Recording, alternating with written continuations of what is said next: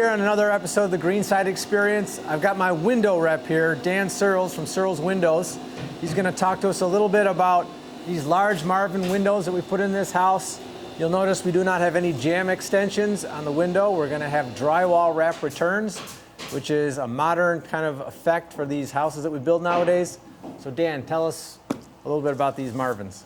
Okay, so these are Marvin Ultimate Clad windows. It's an aluminum clad exterior with wood to the inside, and it's a premium fit and finish window for the homes that Greenside builds. You can see here, this is a little bit more of a modern style setup with, as Mike noted, it's got the narrow jambs. You can run a drywall return into it. These windows are basically sitting on the floor, and they can run their hardwood flooring right to the bottom of there, so there'll be no base, no trim around the windows. And then to top it off is a narrow 5/8 inch SDL bar, which preserves a real modern look with minimal light cuts so you can see what's outside your window. Cool. And I know lead times have been screwed up in the entire industry these days. True story. Tell us a little bit about the window lines you carry, how they're addressing lead times, and what we as builders can expect going forward.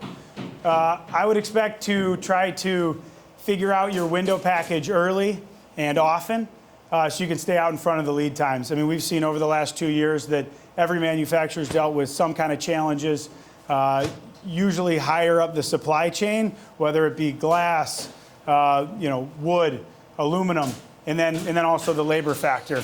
With demand as high as it is in the marketplace, I mean, everybody's kind of benefited from the increased housing demand and the amount of great projects that are out there, but it's put a strain on all the manufacturers and the local dealers. They got to work on the projects and try to get everything lined up early.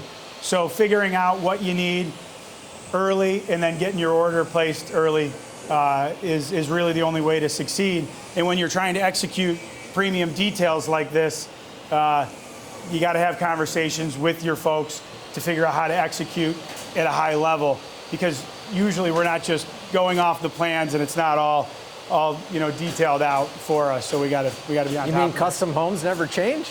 There's no details that change around? Got to deviate from the plan a little bit. That's how you make it truly custom. You heard it from the horse's mouth. Early and often.